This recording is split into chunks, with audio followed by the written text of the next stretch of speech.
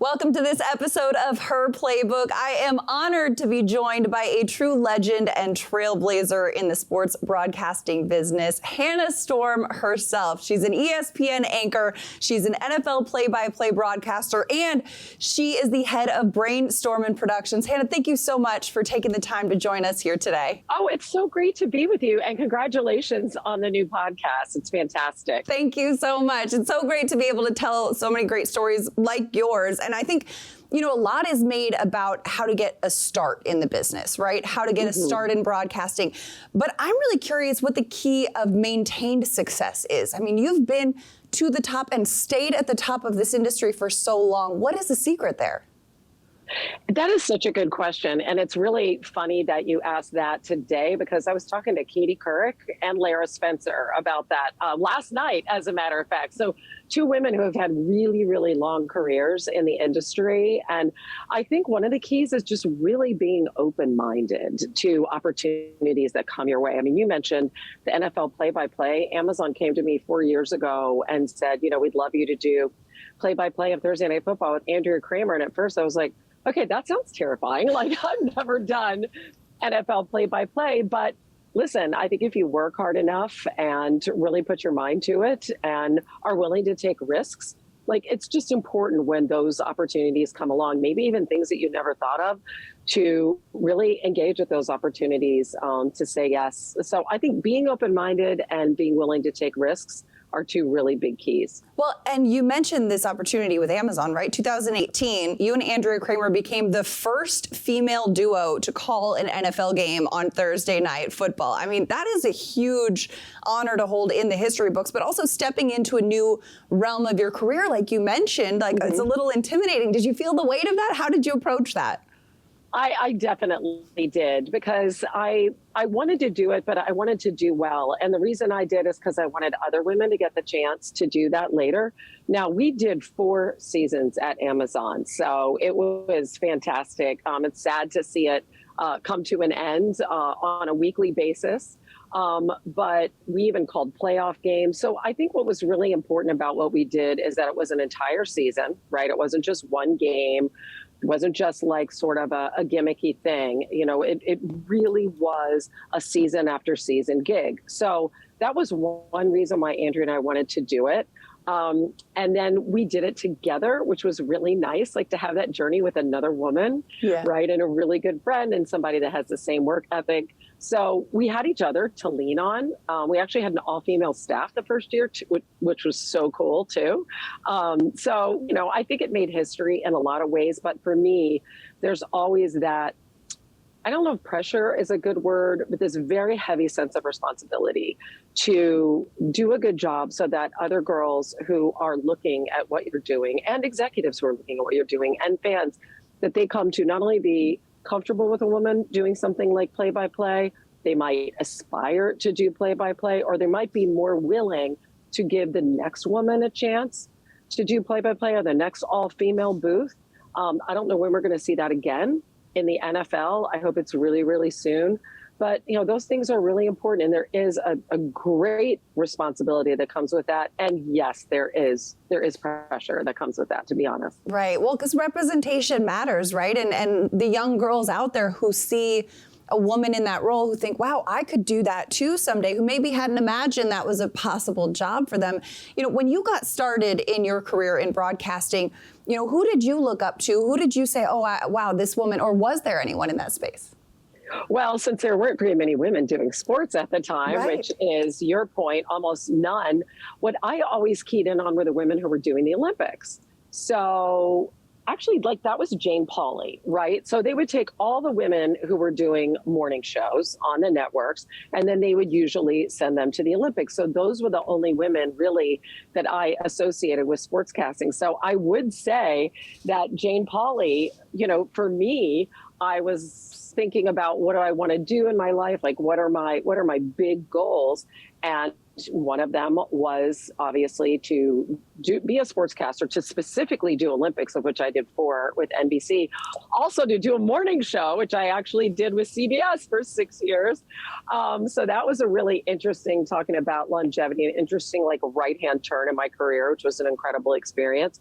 And so, yeah, I guess Jane Pauley would be a good answer. And she's still on television. Talk about longevity. That's some real longevity right there. I love to see that. I love to see that journey. Yes.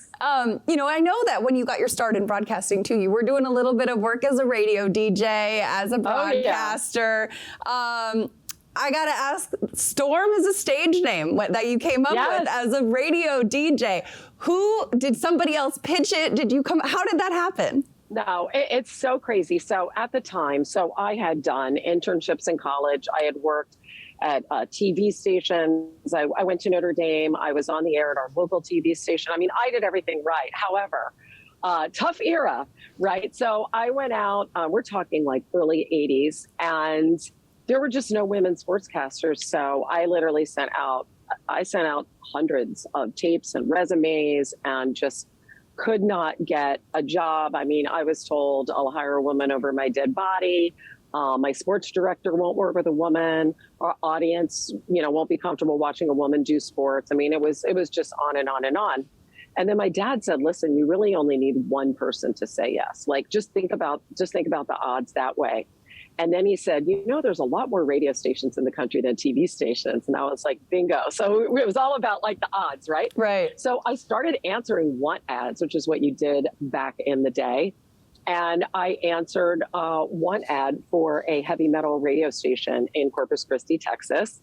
I had done some DJing in college, and I'd also done a sports talk radio show. I loved music.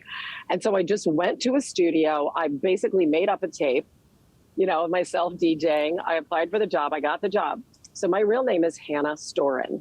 So I went down to Corpus Christi, and the program director there was like, well, your name is Hannah. There were not like any Hannahs back then either.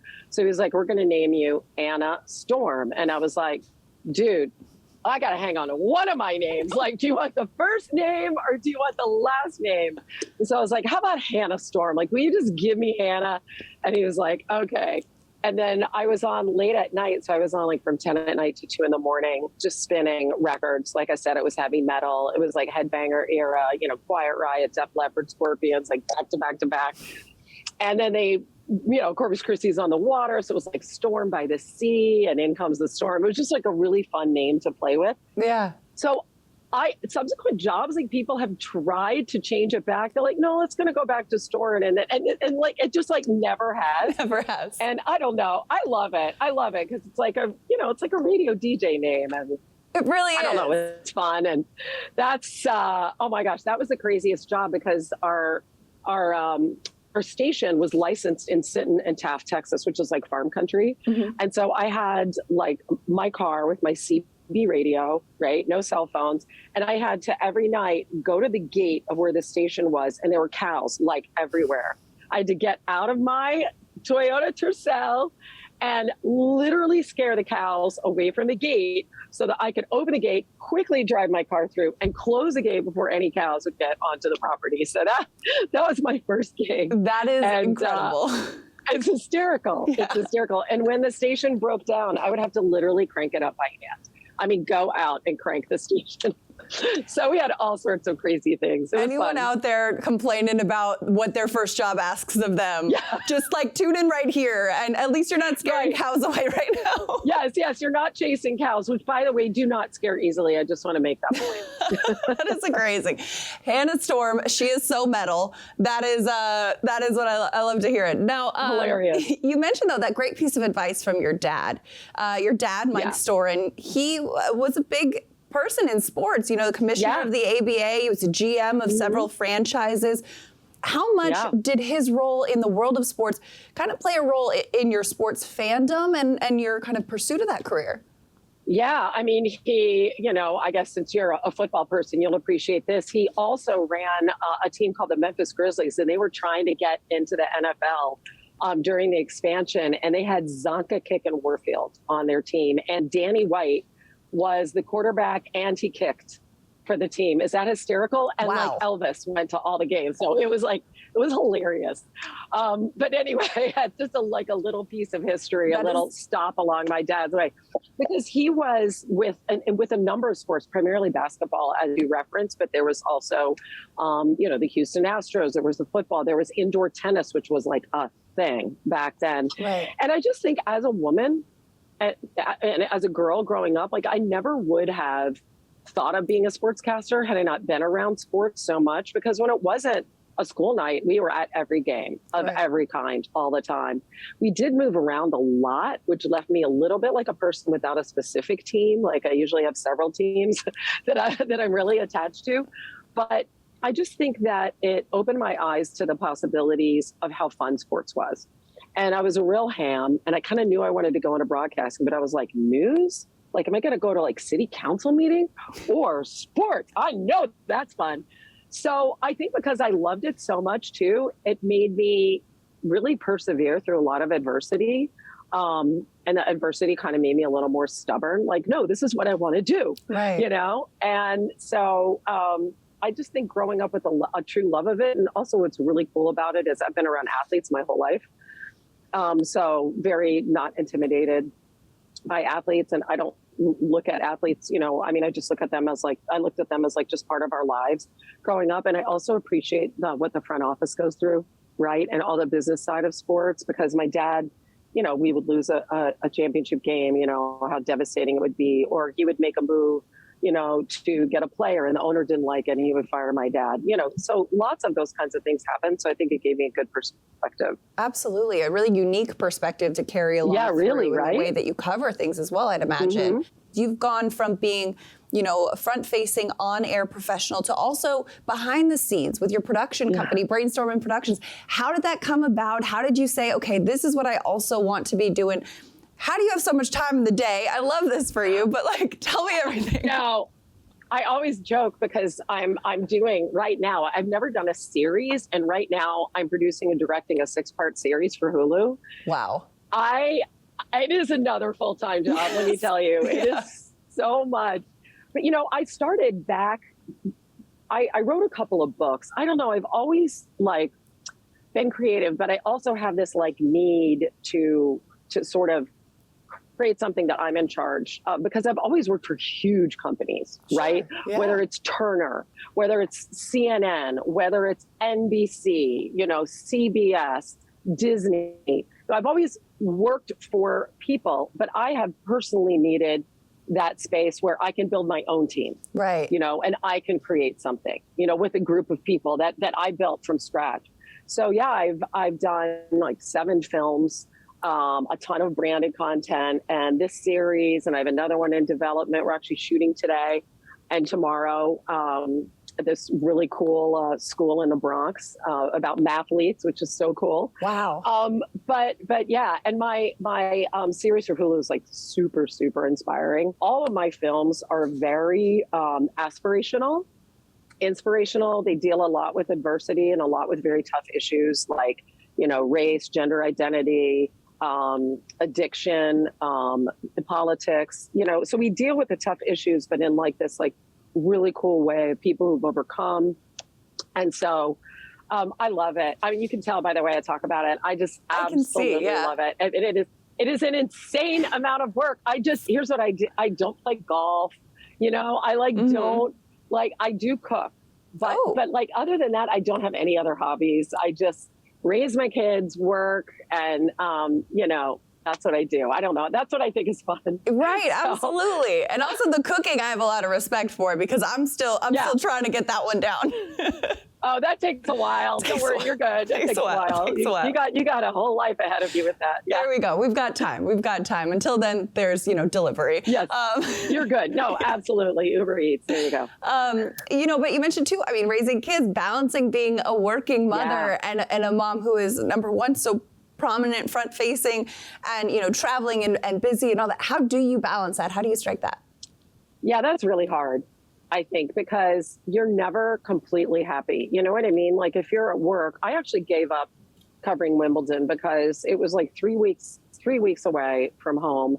And, my kids were teenagers. I knew that they were getting ready to leave the house. And it was in the summer when they were off. And I was like, that was a really, really hard decision. I love tennis so much. I love Wimbledon with all my heart.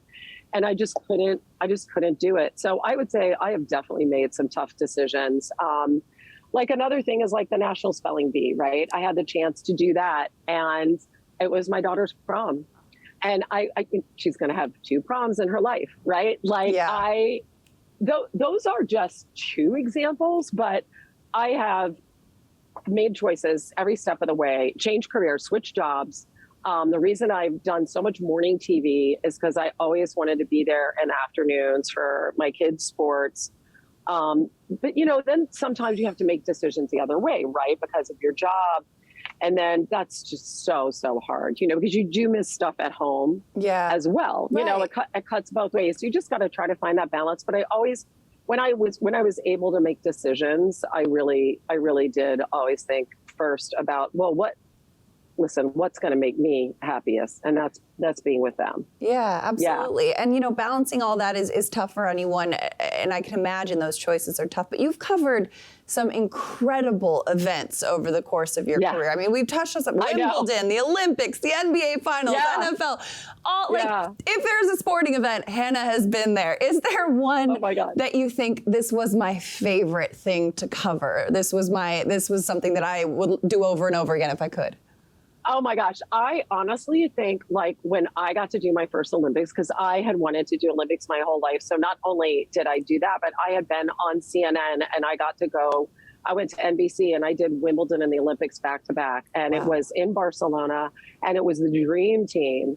So can you imagine like what a cool Olympics that was to cover? So I always think back to that first Olympics. And I think that being in another country, being at such a big event, being at something I always wanted to do and had watched since I was a little girl, I think that was pretty unbelievable. Yeah. I mean, that's an iconic one in general. Yeah. The fact to be there is, wow, that's dear diary. That's a good one. Yeah. And obviously my first love is basketball because of my dad and that. And then I covered all of Michael Jordan. I mean, think about that. Right. 5 of his titles. NBC got the contract for his 5 for the last 2 of the first 3-peat and then the second 3-peat. And it was just unbelievable being able to cover his career.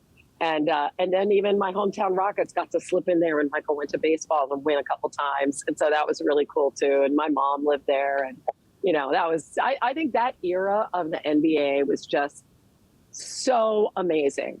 So amazing in the 80s, early 90s, just the stars and the quality of basketball and covering, being at all those games. Right. Well, and the way the sport was really incredible. Yeah, and the way the sport was like evolving and growing and changing at the time too. It was. I mean, it started with Magic and Larry, and then, Michael Jordan took it to a whole new level. And obviously you had Patrick Ewing and you had, Charles Barkley, and so many great players. And then it evolved into like Shaq and Kobe, and it was pretty incredible. It really was. That's an incredible journey as well. But, at this point, when you look back, is there something that you wish you knew or advice? If you could, take a time machine and give your younger self one piece of advice or one like, hey, you know what, this is what I want you to know as you embark on this path, what would it be? So much of my career when I started out, I was really the only woman, or I was just representing whatever field I was in. I was one of one usually, doing what I was doing. And so I think because I had that personal responsibility in order to feel perfect, every time like I made a mistake, you know what I mean? I think I amplified it too much. So I guess if I had to look back and say, I would be like, you're okay. Yeah. Like, you're going to be fine. It's going to be okay. You're going to screw up. Everyone's going to screw up. We're all going to screw up. Totally. And it is just fine. It's not the end of the world. It's not the end of your career. It's not the end of women in sportscasting. Like, you're good. Yeah. Like, that's what I would have told myself, to just chill a little bit. Right? Because I feel like we're all our biggest critics at some point. Yes. On some level, at the early stages of your career, did that perfectionism kind of push you? Would you have kind of thrived as much without it? And at what point does it kind of say, okay, now I need to release this? Well, I think that what that did was really hammer home to me, which is really simple about working hard. But I still over prepare for everything. I over prepare because it's the only way I can feel relaxed. So when I'm like ad-libbing and joking and blah, blah, blah, blah, blah in the air, doing an interview like you're doing now, like you're insanely prepared for this interview and it allows you to listen, which is the key to being a good interviewer. That's that drive. That's where that drive that you referenced came from. And so because like, look, I talk about taking risks. When my first full-time job was in Charlotte, they're like, can you cover NASCAR? I was like, what's NASCAR? Yeah, I can cover it, right? Yes. And so terrifying, right? But I was like, I'm not a stupid person, and I really know how to work hard. Like, I figure with anything, right? If you put any challenge in front of anyone, whether it's NASCAR doing NFL play-by-play, like whatever, it's producing, directing, like you can't be afraid because you can work hard enough to pull that off, to learn. And if you're just like have that kind of faith in yourself, like that's super, super important. But now that I really think back, I've done that over and over and over and over. Yeah. I mean, just gone into something that I just did not know, you know, or gone into something where it was just such a huge challenge. You know, I wasn't confident, but I'm like, listen, I'm not afraid to ask questions. I'm not afraid to do homework. I'm not afraid to ask people's opinions. You know, all of that it all kind of ties together. So that is what I took away is I still have an insane work ethic. Which is, you know, I mean, my dad's going to love this because that's exactly what he would always tell me. He goes, over prepare and then wing it. And I think that is exactly, and then wing it. And then wing that's it. True. And that's like what I always said, you get relaxed and you're like, all right, I know what I need to know. I'm good with it. And that is what makes you a pro's pro, Hannah Storm. Thank you. Thank you so much for taking the time to join us today on Her Playbook. Thank you for sharing part of your story. If you guys are out there watching, got to check out her new stuff on Hulu, Hannah on ESPN, on SportsCenter, all over the place, anywhere you can find sports and have ever watched sports. She has been. Hannah Storm, thank you so much for taking the time. And I just want to say, like, you just gave a great interview. Thank you. I do. I mean, yeah, I'm like super impressed. And you are like a fantastic host for this series. So thank you. I mean, so keep it up. Really, much respect coming back at you. That means the world to me. So thank you so much, Hannah. Yeah, it's true. It's true. I'm gonna cry. Hannah Storm thinks I'm good at my job. Thank you. Yeah.